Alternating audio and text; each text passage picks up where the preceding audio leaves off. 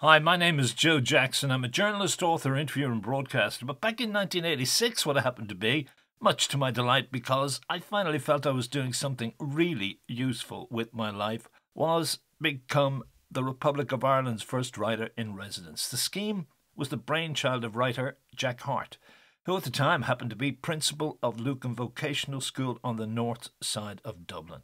The scheme ran for a year, and at its end, myself and many of my students in Lucan made a video diary of what we'd all set out to achieve during the year from January 86 to Christmas. But a word of warning, the quality of the video is crap, because all we had to work on was a borrowed camcorder and a VHS machine. And it should be remembered that the video was made primarily to try to convince the Department of Education in Ireland that similar schemes should be used in schools around the country, if only to modernise the English syllabus, which during the mid-1980s, much to my amazement, remained pretty much the same as it had been when I was a student in the late 60s. For example, the Leaving Certificate Poetry Anthology still ended with Thomas Kinsella's poem Another September. I suggested that more modern poems such as those by perhaps John Cooper Clarke, plus lyrics by the likes of Leonard Cohen, should be integrated into the syllabus, and likewise when it came to modern dramatists. Sadly, the Department of Education did not respond as Jack Hart and I hoped, although the scheme was adopted by many schools in Ireland anyway. And in time, the syllabus was, naturally enough, modernised. That said, copyright restrictions on YouTube mean I have to cut from this video clips from the movie The Blackboard Jungle, John Lennon's song Strawberry Fields Forever, a woman's poetry group, and from Alan Bleasdale's TV drama Boys from the Black Stuff. Even so, an earlier shortened version of this video running roughly 4 minutes turned out to be really popular on my Joe Jackson Journalist Facebook page and was described by someone as a real blast from the past. I hope this video, which includes many priceless clips of my students in Lucan, also turns out to be a blast to people from my past. By the way, I will be uploading cassette tapes I made with students here in 1986, and you can hear them by checking out the Joe Jackson Interviews podcast, which is available from Apple Podcasts, Spotify, and all major podcast servers.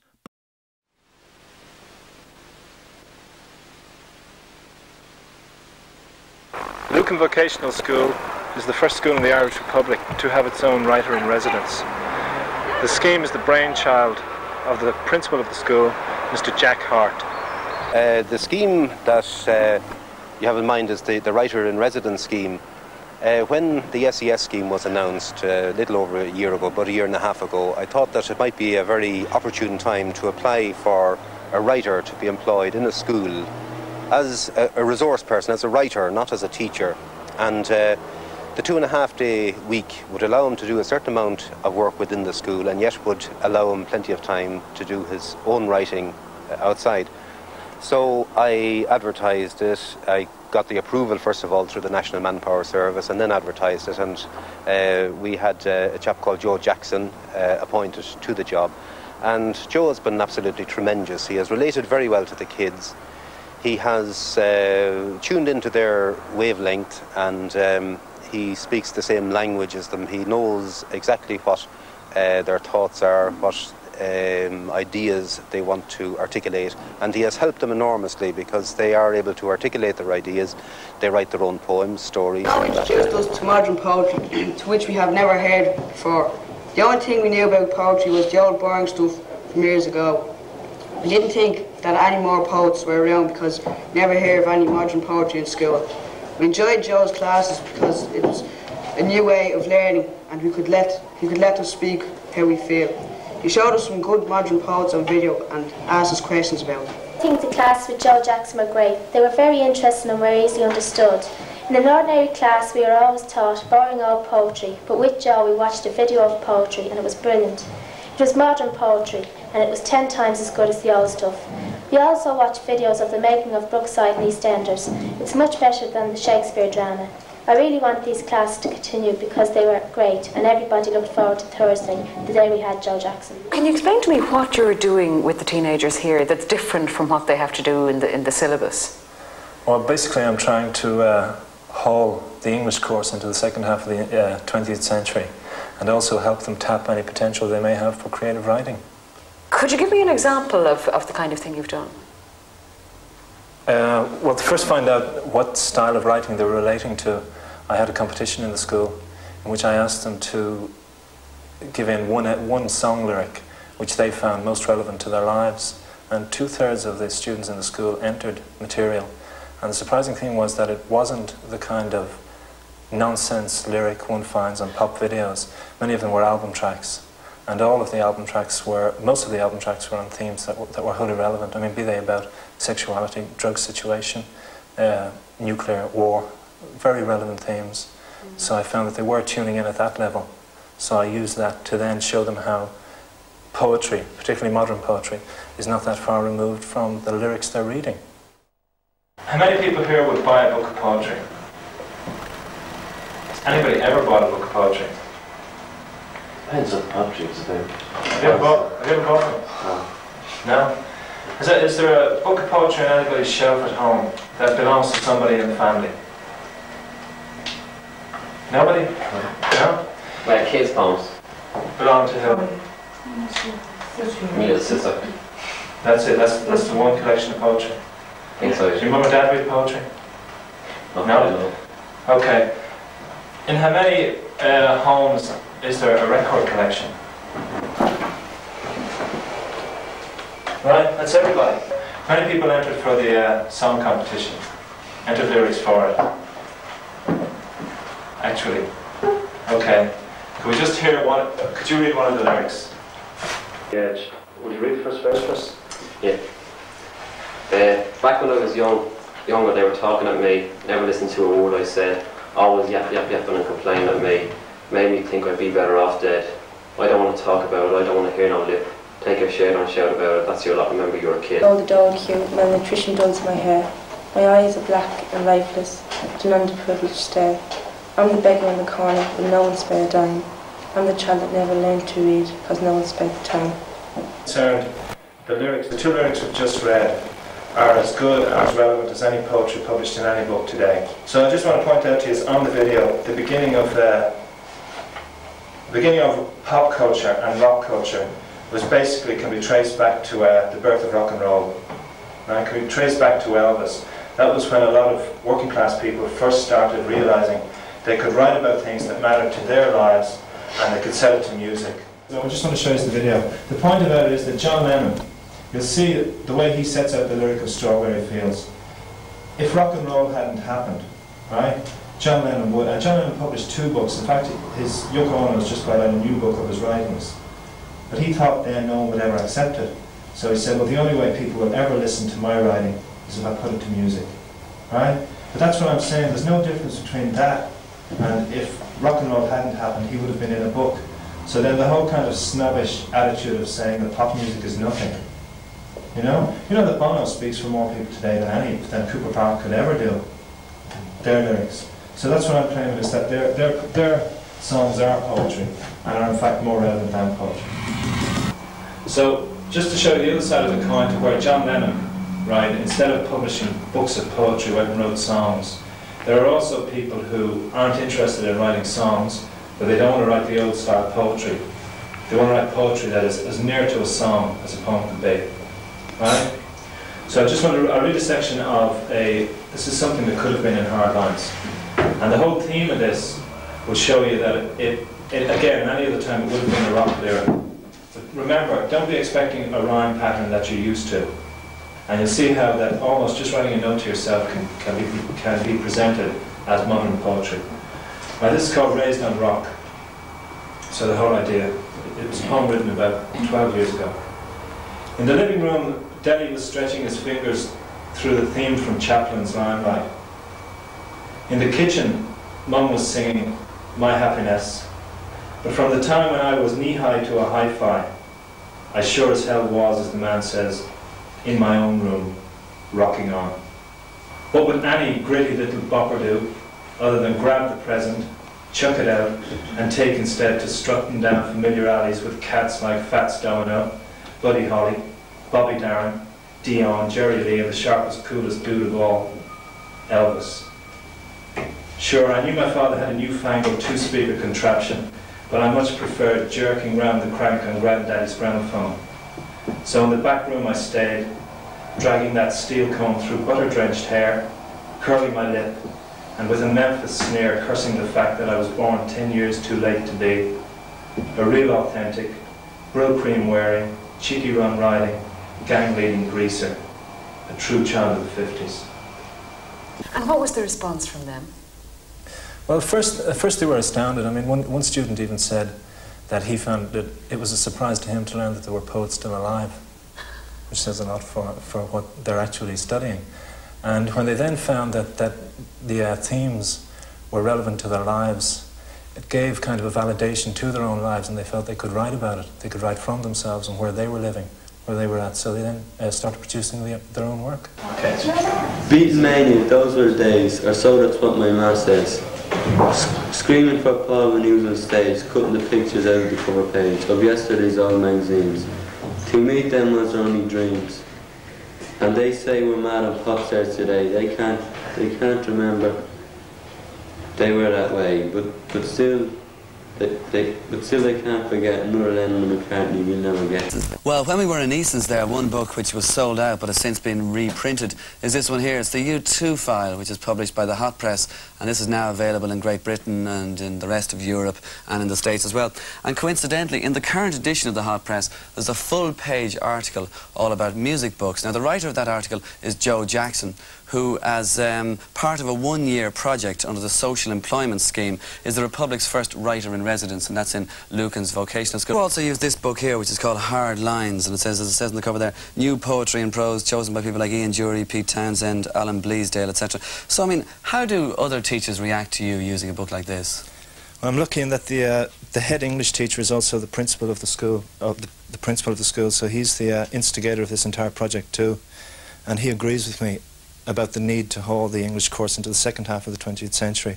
So he doesn't object, but I don't doubt there would be some teachers who wouldn't use a book like that, or that one. Well, why do you think some teachers wouldn't want to use a book like this in 1986? There's unfortunately many teachers that are out of touch with popular culture, and some are even condescending about it. You know, some could never see that something like Hard Lines, or on a broader scale, even an episode of EastEnders is more important to the lives of young people today, would say, than Shakespeare. You don't necessarily see this sort of poetry, if you like, this modern poetry, if you like, taking over from the poetry we talked about, like syllabus poetry or exam poetry or whatever. No, I'd see it supplementing the accepted syllabus in the same way that I'd see plays by Alan Bleasdale or Willie Russell supplementing plays by Shakespeare. Well, what about the idea of inspiration for their own creativity? I mean, do you think something like this book here, Hard Lines, could do something like that a lot more than, say, the traditional poetry that's taught in schools? You know, you see a book like that, if you want to get students to create something, you first have to get them to appreciate it, to enjoy it. And they've related to this on that level, and then go on to create from that. Falling in love. Falling tears and heartache are things I have to bear. Falling for you the way I did would only seem unfair. Memories are my keepsake, this I know is true, but I never wanted memories, I only wanted you. Just one tiny alteration I'd suggest, right? Just grammar. Instead of saying I only wanted you, you're putting only after wanted. I wanted only you. Okay? That's great. All the poems you presented to me, right, were very truthful, very realistic, and very honest. And I think that the definite talent for writing poetry, I said this to you before, I think you should continue even after you leave school. Right? It's obviously a form of self-expression for you, isn't it? Yes, still writing, definitely, yeah. Okay. On paper. You show it to many people? No. Okay, just no. Alright, but I think you should continue writing. Okay? Yeah. I think there's a lack of confidence with a lot of the students, say, if their own sort of culture is put down a bit, or seems to be put down, or seems to be ignored. Yeah, that was the first most obvious thing I found about most students in this school, and many students nowadays. Basically that, because the confidence is being eroded by teachers, by parents constantly denigrating the students' tastes and preferences, particularly with regards to rock culture or pop culture. So you think then there's still plenty of hope for the written word, let's say? Well, there was one, if I may give you one last anecdote, was where it was an experiment where I had students firstly read two different poems, one of the old style and one of the new. I had them read typed versions, and there was about a 20% reaction to that. I then did audio tapes of poems in a similar setting, and maybe 40%. The most effective of all was when I edited together two video clips of John Gielgud reading Wordsworth and Cooper Clarke from TV Gaga reading one of his own poems, and the response to that was like 95% favourable to poetry being presented in that way.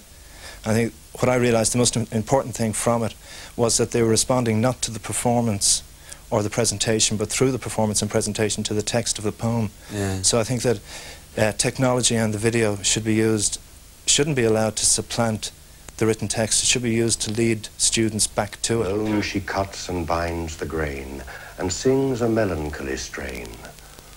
Oh, listen, for the veil profound is overflowing with the sound.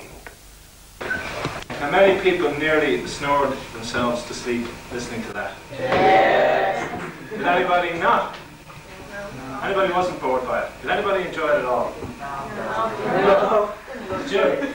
No Wordsworth fans? Okay, so we're going to try and... This is John Cooper Clarke, punk poet, TV Gaga.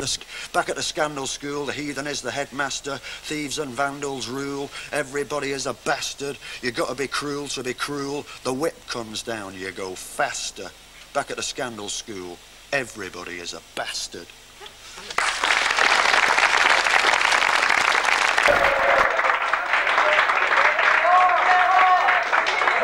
Which do you prefer? We might not read poetry, at least we listen to songs, like the words in that, it's more like a song than a poem. You can understand that. Okay, anybody else? Any reason? Wordsworth one is too slow and it's all dragged out and on. There's words that you don't understand, you know, all the old-fashioned things. It's nothing up to date or anything. It's about Wordsworth. Yeah. It drags on. Too slow. Stupid. The pace of it. It's stupid. It's for old folks. It's for old folks. Okay, did anybody prefer the first poem? No. Okay. Back to your desks, take out your notebooks and write down. If you prefer the second one, I want you to write down why you did. And if you found Wordsworth boring, or if you prefer that, write down the reasons. Okay, back to your desks.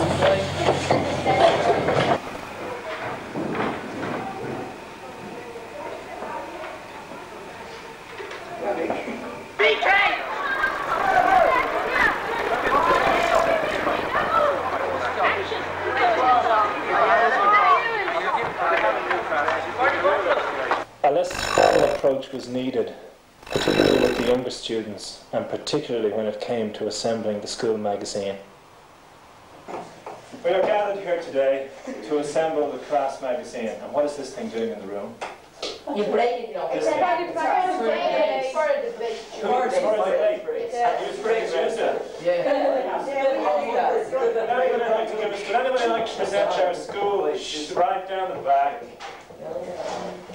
Okay. Would anybody like to present their article, the ideas they have in the school magazine article from up there? Come on, somebody must have just been interested. He's going to read her poem, That Girl, from the podium. You walk into the party with a smile on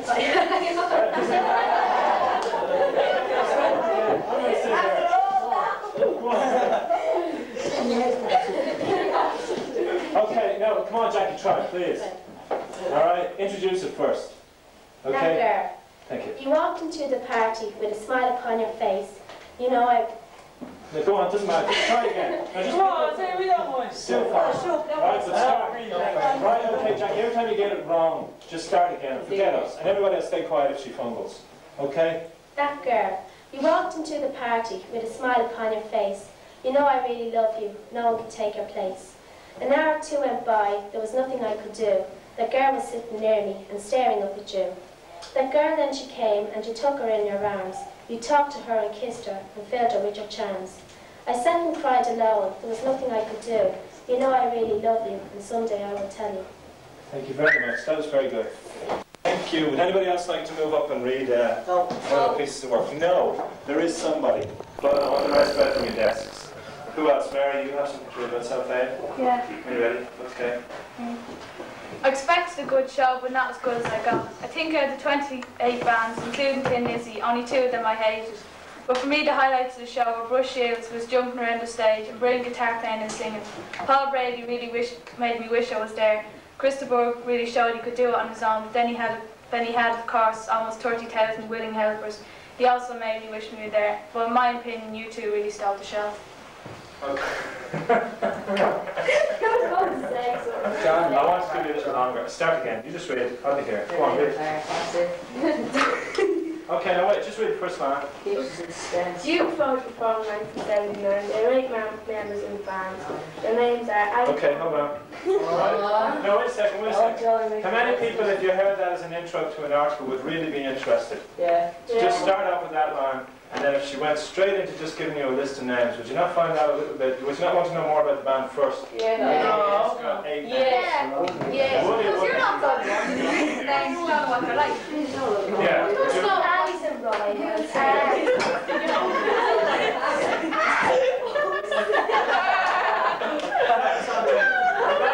What she said. Could you tell us? Sorry. Yes, I didn't hear it. No. I thought you said a good-looking person, but it sounded more like 4 words than a word beginning with R.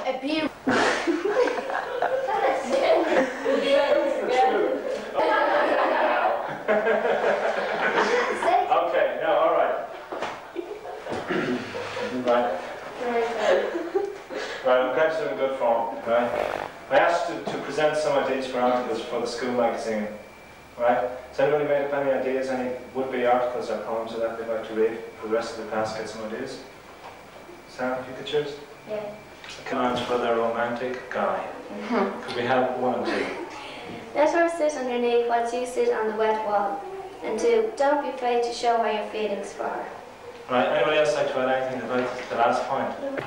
Well, I think you should say, if you have a problem, you should tell the person, you know, don't bottle it up inside. Okay, yeah, anybody else? Very serious. What about, if you have a snack box, give her the big spit. Chicken!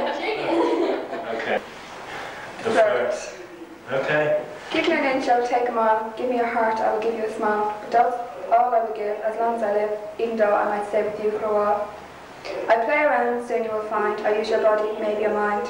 From the moment you met, we were doomed to regret that I'm not the marrying kind. Give me 1 line, I'll sing you a song. Give me your time, I'll string you along. 2 times my love, going steady as a bore. And to 1 man I'll never belong. Flirting is really the name of my game. In the managers' world I've made the hall of fame. So now that you know, I suppose darling you will go, and I will carry on just the same. It's not my fault, just my nature, one night stands, or I'd be insane. Man mad, no one can tame. I'm no tart, not on the game, just young and I Well, the point was made by the principal that this article was too mature for many of the junior students. Right? So, there was one particular section down here where Mr. Hart has asked that a line be excised. Can you recognise the difference between your original draft and this? Cutting the reference where I say that we make love. Because of the younger students, that's it. Yes, I was worried about that. But I don't agree with them cutting the line where I say it got to the stage where I couldn't stand Alan touching me anymore. It got to a stage where Alan would say, I love you, and I would answer him by saying the same thing, but I knew I was only saying this because he would question me if I didn't. It still makes sense, right? But it doesn't have the strong punch line that was in it when you say that it was even, things deteriorated so much that you couldn't stand for him to touch you, even your shoulder. So we have to cut. The writing in the school magazine tapped themes that previously students might have only discussed within the context of their religious instruction class. Were you pleased or displeased that those were the things they actually wrote about them for me? I was delighted to see that the children were able to put on paper what they had been expressing, their feelings, because I think the written word is a way of expression, which to me is the height of self-expression. It's one thing saying something, but I think it calls for reflection when you take the pen and express on paper what you feel. And some of the issues that were covered in the magazine to do with home and relationships and family various concerns and the nuclear debate and the morality of the arms race. And all of those social issues are spoken about in various classes. And I think the magazine very well brought that to their attention and consolidated their ideas. You know, with regards to self-expression, we had light conflict with regards to the nature, rather personal nature or explicit nature of one article relating to sexual matters. Why did you feel it necessary for us to draw the line at a certain point? Yeah, well, I'd have to explain that within context. See, and the best way to do it is that, particularly within class, young people are very willing to openly express themselves and how they feel. And they may talk about very sensitive things to do with their relationships at home, brothers and sisters, and maybe members of the opposite sex. And I think it's very encouraging to see young people expressing their feelings, and they can learn much from each other in open dialogue. But I do believe that as teachers that we have an obligation to be particularly sensitive with much of the material that comes to our attention. I would say it's almost confessional, very private. And it may cause embarrassment to them, and it may also attract unnecessary attention. And also it may be misused by other people who may not handle it with the reverence that it was given. And I think maybe our young people might feel disappointed if much of their private, personal life stories and experiences and maybe difficulties suddenly became so public. Okay, so and I feel that there's a need, without appearing to be overly censors, to exert some sense of prudence and discretion. Okay, so instead of being censors, it's being sensitive? Being sensitive. That's, I would prefer the word, being sensitive rather than sensitive. Apart. The days passed quickly. Instead of growing closer, we only grew apart. Remember the night you walked into the room, the cold feeling as you entered. We looked at each other and said hello, and then turned to look the other way. It's going to be hard getting over you. It will take time for the broken heart to mend. But someday when I stop loving you, I will find someone who will love me just as much as I loved you. Missing also from the school syllabus, and this is a point remarked upon by many of the girl students, is the woman's perspective. Literature, if not of all modern art. Like many say that most art was created, in fact, for the kind of aristocracy and the privileged classes along the way. But another point, or another facet missing from traditional poetry is the woman's perspective. I mean, how many people could name 3 famous women poets? Many people could name 1. Think of one woman poet on the course. There is one. Emily Dickinson. Emily Dickinson, right? Is anybody going to say? But see how hard it is to remember even one. Now, if I asked you to name the male poets, that's probably 95% of the people you study, right? So it's not only kind of reality as reflected basically within the middle classes or the privileged classes before 1940, it's also the male perspective. My prime aim was to develop in students an appreciation of contemporary poetry so they could see that modern literature is relevant to their lives. There also is the element that I wanted to use this newfound appreciation to then lead them back to an appreciation of classical and traditional poetry, but only, and this is most important in all schemes such as this, only if that is what they chose to do. This scheme should never be used, or popular contemporary poetry should never be used as a form of tradesman's entrance through which students are led back to what others might call real poetry. Many wrote about why I prefer the new poetry, said that you like the anarchic elements. Anybody tell me what anarchy is? 2 fingers stuck over them. Okay, anarchic. What I want to show you is that anarchy, and Cooper Clarke calls himself the first punk poet, but I want to in fact show you that though he couldn't be called a punk poet, anarchy was in poetry as far back as Shelley. This is a poem of his called Mask of Anarchy. Irons after slumber, in unvanquishable number, shake your chains to earth like dew, which in sleep had fallen on you. Ye are many, they are few. It's queer. When you say that, and the two last have left me many a token. Sounds a little puffy, huh? Puffy because it's popular. Yeah. Okay, alright, well, in actual fact, Shelley was anything other than gay. Right, somebody had described him as that Shelley was the first pop star. And he was the first pop star. Now, there was a time, it's very hard to believe, when poems would be published. So I would say, like, a new album comes out now on Friday and sells very quickly within Virgin and HMV. There was a time where Shelley's poems and Byron's poems would come out at midday on Friday in London, and 10 to 20,000 copies would be sold within that afternoon. Right? So what it made Shelley was the first pop star. I mean, he was highly popular around Britain for just the poetry, and he also, as somebody said, did it for the women. That he would go give recitals of his poetry to young ladies, and whichever one caught his favourite, he then would continue the poem elsewhere. No, that's what I mean about being the first pop star, right? So another aspect of him, and an element of him that people tend to forget, he could have been looked on as the first anarchic poet, in that he was like young Billy Bragg. Yeah. But he could have been regarded, his poems, what he was writing at the time, he could have been regarded as the Billy Bragg of his day. Okay? So this poem, Mask of Anarchy, would have been as popular because, as I said, it sold on sheets of paper as a single or a video.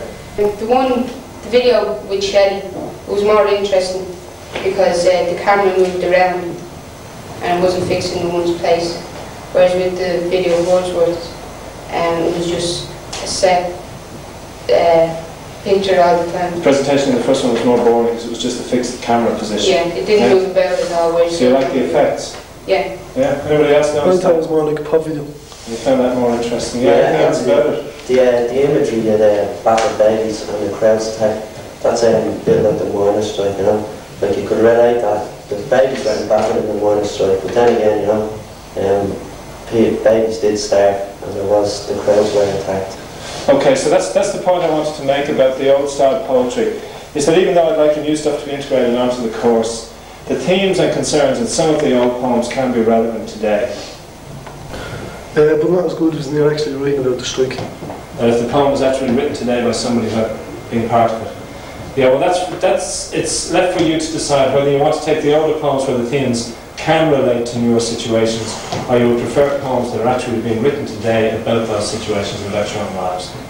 Drama and poetry have a positive or a negative effect on the students when they came back into your class? Well, I obviously thought that it had a positive effect because they seemed to be much more relaxed when they were dealing with poetry, and they didn't find it as stilted as they used to before. That my approach was much more formal than yours, and yours seems to work out a lot better.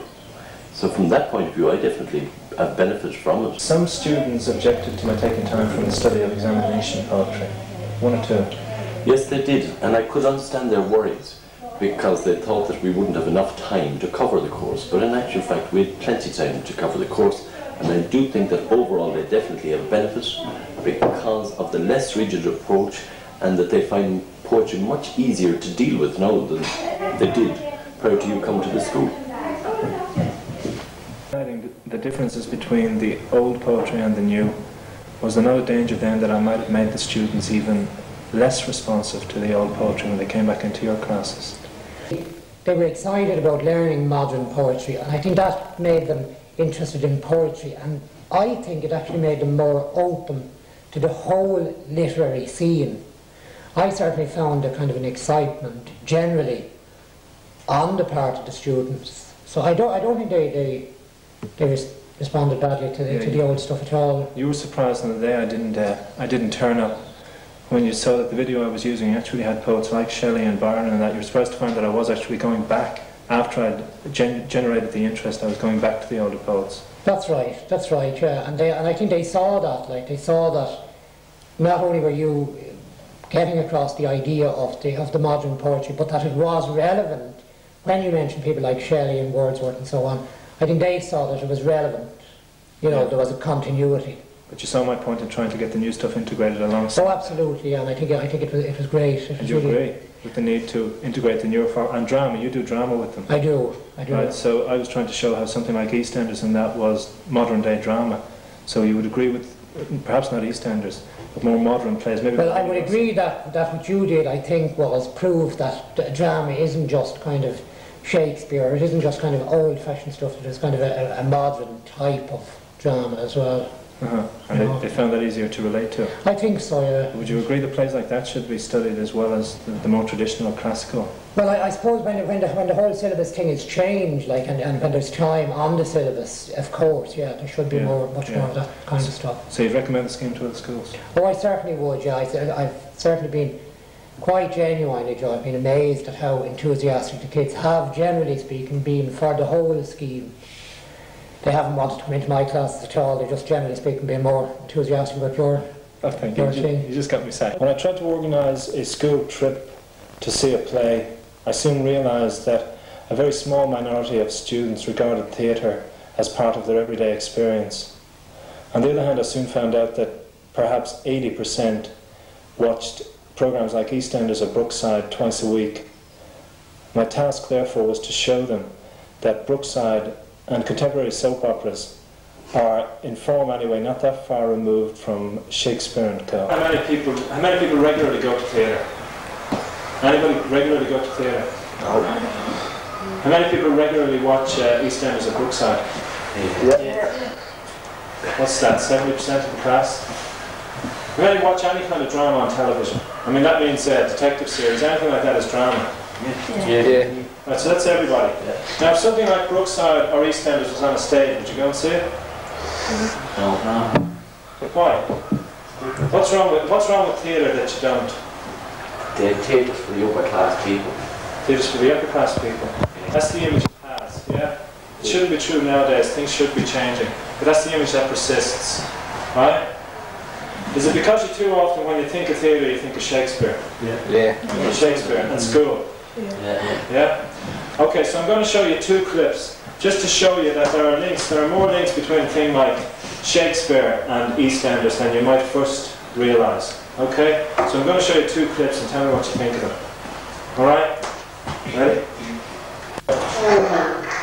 For news of fire that would ascend the brightest heaven of invention, a kingdom to the stage, princes to act, and monarchs to behold the swelling scene. Then should the warlike Harry, like himself, assume the potted man hourglass, for the rich supply, and make me chorus to this history, who, prologue your humble patience pray, gently to hear, kindly to... One of the issues that Brookside has tackled is the problem of unemployment facing young school leavers like Damon Grant. He's just completed a year working on a job under the YTS scheme. Congratulations. And thank you. You better hang on to this to put you ahead of the rest. Well, son, there's work to be done, people to see, so I'll just wish you all the best and say goodbye. It's been a pleasure to know. Okay, quickly, because the bell's gone. Anybody tell me which of those two clips you prefer, which you more easily relate to? Which kind of stuff you prefer to see on your desk in front of you studying within your English class? Second one. Why? It's more about what's going on in your life. Yeah, we know today. It's modern language that it's using a lot like Shakespeare. I mean, that's old history. Who wants to hear it? You're not worried about Henry V. That's the one thing. We'll wrap it up now, right? I know it's sticking in here. Now, wait a second, right? Now, the only point, that's what I wanted to point out to you, right? To end what we started with. That the language of the streets, like I'd call that my language, right? Or our language. That's as relevant as anything you see presented on television or in theatre. And whether you want to write it in poems or in plays, you've every right to do so. And don't let anybody stop you. Okay? Been speaking to have been complaining about the books they have to read on the school curriculum. Do you agree with them? I do, totally. In fact, listening to them, they sound exactly as I would have sounded if you heard me 20 years ago. I think that, if I may use an analogy, cultivating a reading habit is a bit similar to giving children food that at a certain age you give them the food that their system is able to digest. You don't give a child food that they're going to reject. You don't give them a chicken. we would concentrate on cultivating an appetite, if I may continue with the analogy, to cultivate an appetite and forget about imposing taste. I think what the old curriculum that we're still tied to, what it's trying to do is impose a false taste before people have the appetite. It helped her come to terms with things, right? That she wrote poetry and wrote things down on paper that she couldn't say to anybody else, right? So what I just want to talk today about in relation to your own writing, whether it's poetry or articles, essays, notes, diary entries, whatever, letters to a friend, about honesty and writing about what's absolutely personal to you within a page, right? So I'm going to have 2 poems read, each of which are quite personal. Love. Falling tears and heartache are the things I have to bear. Falling for you the way I did will always seem unfair. Memories are my keepsake, this I know is true, but I never wanted memories, I only wanted you. It's called Exam Time Again. Haven't I been through all this 100 times before? Awakened to the sound of cursing, slapping, screaming, crying.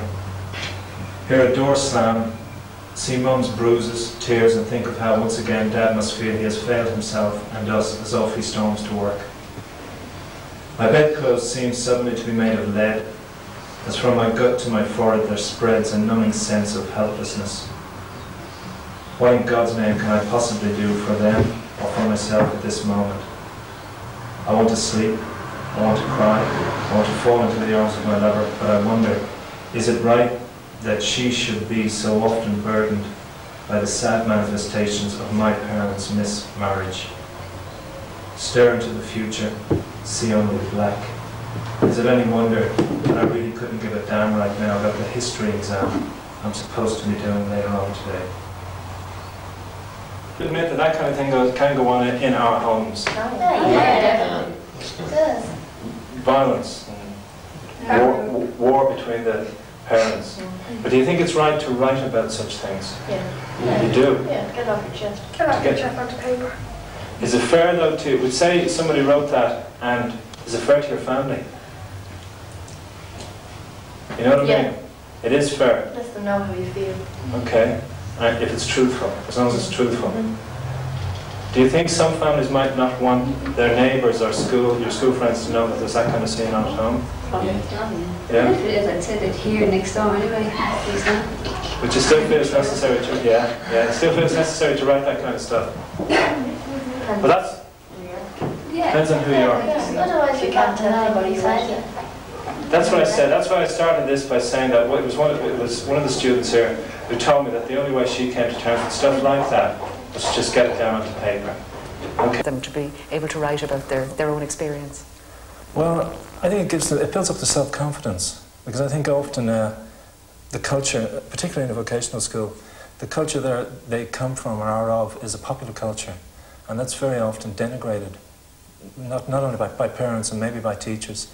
So to actually show respect for that, and to show that forms of writing or forms of art or that can come from there, builds up their own self-esteem, their self-image. And also to see these newer forms of, the forms of reality presented to them within the school curriculum is not only outdated, it's also, let's say, a different style of life, you know? So then when they see their own forms being presented to them, they then kind of, as I say, it centres confidence on that. I was wondering what you think would be the outcome of the year's experience for the children having spent the time with you?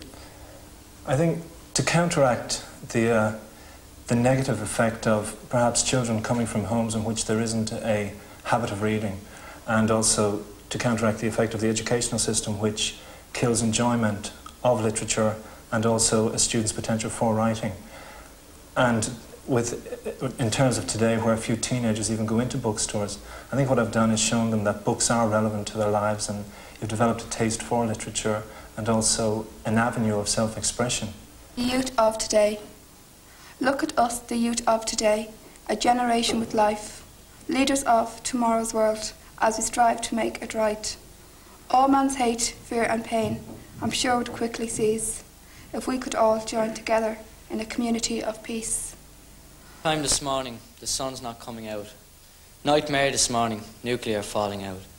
No time this morning, missiles everywhere. No life this morning, killing over there. Night time this morning, the sky is all blocked. Nightmare this morning, the world is all shocked. No time this morning, there are reasons falling through. No life this morning, who cares about you? That was some of the work done by the young people in Lucan VEC with the writer-in-residence JoeJackson. Working only 2.5 days per week in Lucan also gave me time to spend on my second job, contributor for Hot Press magazine. In fact, the fact that Jack Hart, in no less than the Irish Times, had described me at the beginning of the year as an emerging writer made me realise that I had better work hard on emerging. Mr. Hart also believed that being a writer-in-residence ought not to cancel out the fact that one is a writer. In fact, to him, being in residence was only half of the equation. In fact, being in the school helped my journalism in that I became even more conscious of my readers. I was very aware that not only Mr. Hart, but also other teachers and all students would be reading the work. Therefore, in a profession where too many writers lose touch with the streets or are out of touch with everyday reality, I felt this helped keep my feet, as it were, firmly on the ground. The net result of this was, in fact, that during 1986, pilot year of the writer-in-residence scheme, I wrote and had published far more articles than ever before.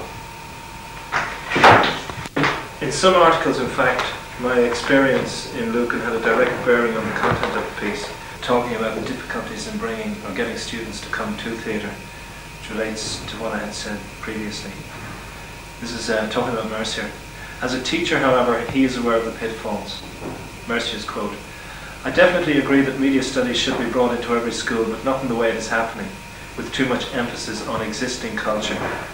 In the hands of most teachers, it's the same old, now don't forget to read a good book or go to a good play at least once a month." From Mercier's emphasis on the word good, that his fear again is of one culture being subjugated to another. Mercier agrees with those who say that, particularly in vocational and community schools, the only way to develop media studies is to enter through the popular form the students appreciate. And he agrees that the objective should not be to supplant these forms and replace them with what teachers usually regard as their own higher form of culture. But he feels the status quo remains. His comment, "What you get is the same old one day at the theatre, the programme on the lap, and the coffee during the break, and they're told that is culture."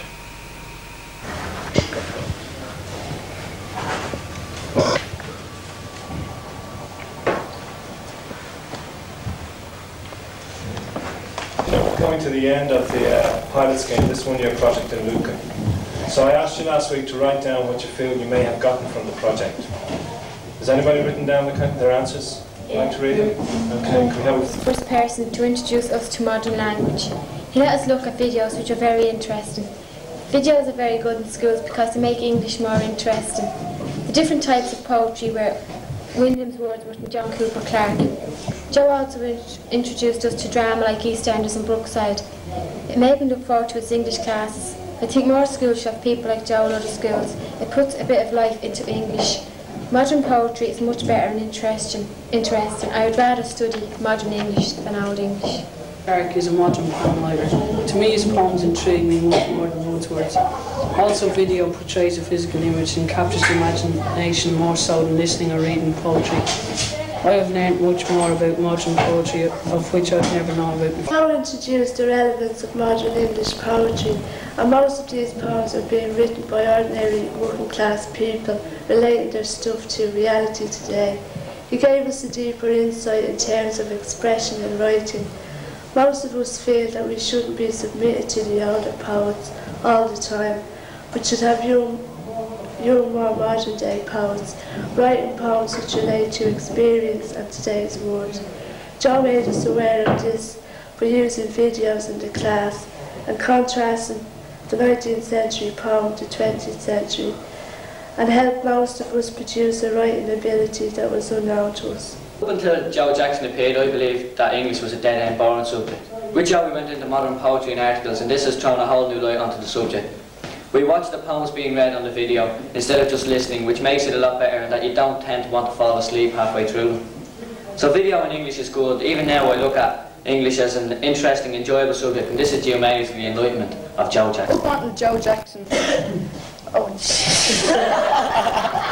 I think the class with Joe Jackson were great. They were very interesting and were easily understood. In an ordinary class we were always taught boring old poetry, but with Joe we watched a video of poetry and it was brilliant. It was modern poetry and it was 10 times as good as the old stuff. We also watched videos of the making of Brookside and EastEnders. It's much better than the Shakespeare drama.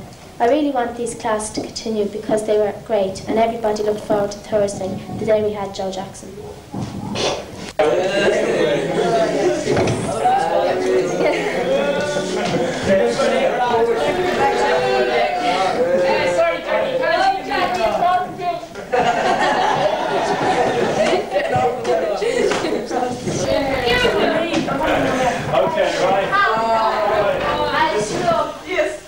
Okay, yesterday we videotaped, right, this was the end of the tape and this is the end of the whole thing. Yesterday I videotaped some of your responses to what you feel you got from the project, right? And some of them were very complimentary and I had actually read them before Christmas and they made my Christmas, thank you. So this is the last day, the last filming session, right? Maybe the end of the project. Right? Stay here. Okay. Thank you. Those people who will stay, I can help you finish the tape. Those don't go, right? I know within 10 days whether this whole thing is extended, right? If it is, you are my first choice for a class.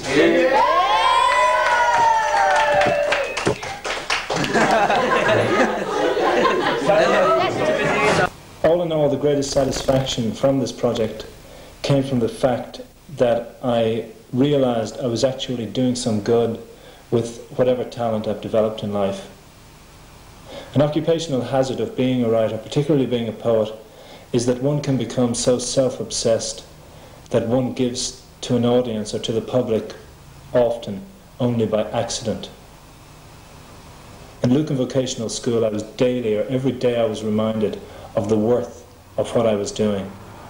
The feedback from the students was a regenerative force.